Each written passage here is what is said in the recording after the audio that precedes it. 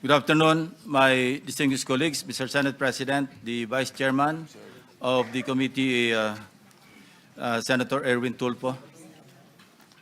We reconvene today for the 8th public hearing on the motu proprio inquiry in aid of legislation and investigation into the flood control anomaly, even as we are already finalizing the partial committee report to be routed to your offices as early as next week. Contrary to the lies and obfuscations that naysayers are trying to spread around, your Blue Ribbon Committee has accomplished so much since the flood control scandal broke wide open in the middle of last year. Since then, waves of information have dominated the national discourse at every level of our society, local and national.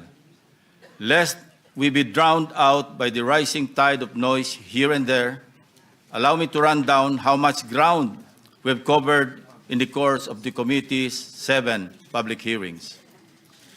Since the Bulacan 1st District Engineering Office was exposed as the epicenter of the biggest corruption saga in recent history, your committee was able to hear and record the sworn testimonies of DPWH District Engineer Henry Alcantara, Assistant District Engineer Bryce Hernandez, JP Mendoza, and the rest of the so-called BGC boys, and laid bare their collective splurging of billions of pesos in several casinos, made possible by their indispensable roles in a mafia-like scheme, not from extortion for protection activities involving business establishments, but through an elaborate conspiracy in siphoning funds from the country's national budget intended for flood control projects to protect lives and properties of Filipinos in low-lying areas.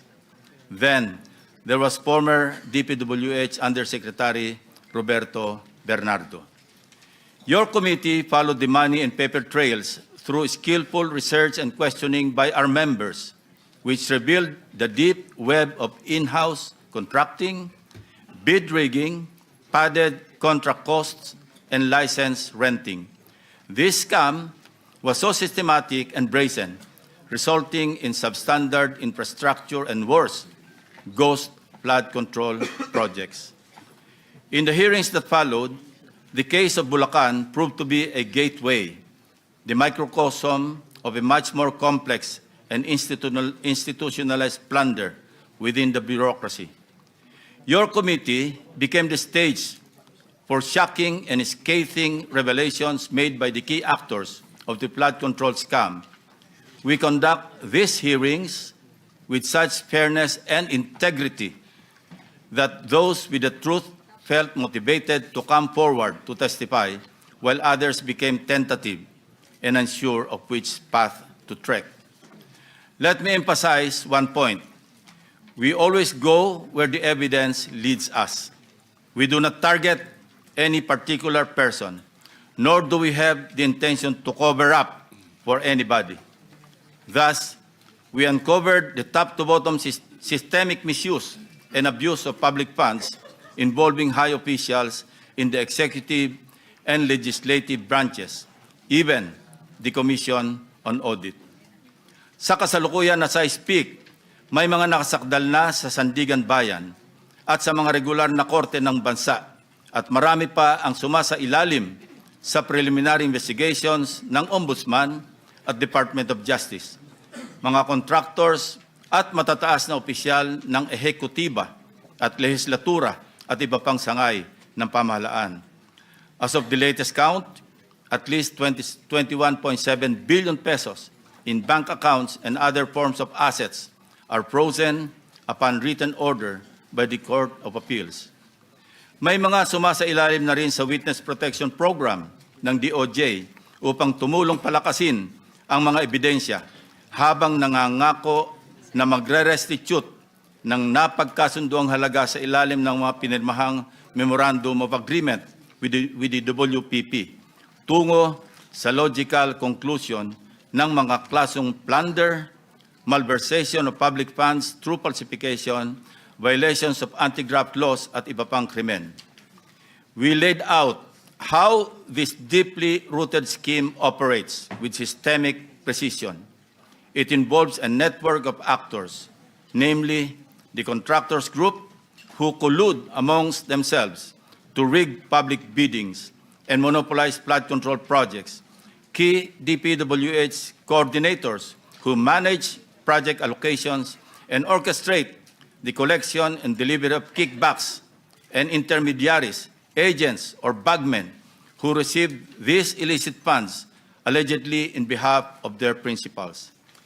Naging daan din ang mga pagdinig ng komite upang mabuklat ang usapin ng conflict of interest sa Philippine Contractors Accreditation Board or PCAB.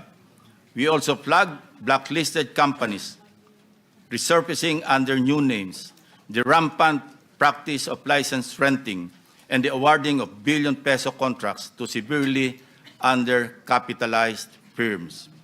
Modesty aside, but significantly, your committee paved the way for the implementation of landmark transparency reforms in our national budget process.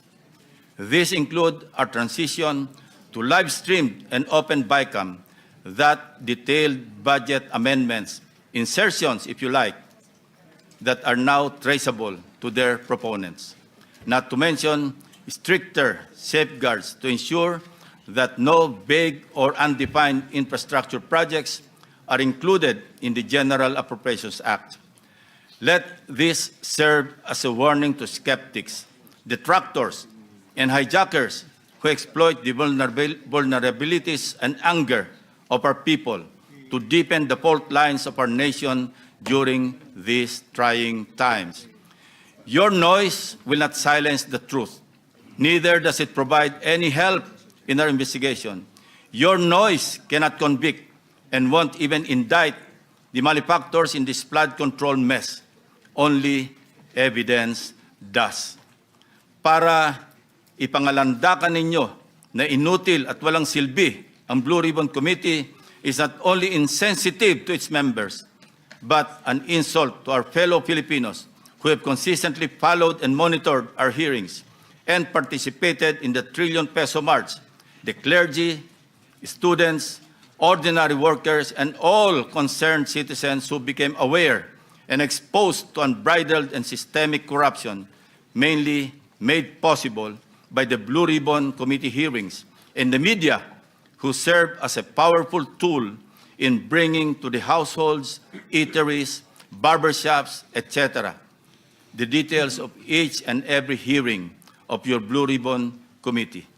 With all that being said, as the chairman of this committee, I say to you, shut the F up. Let us now resume our hearings.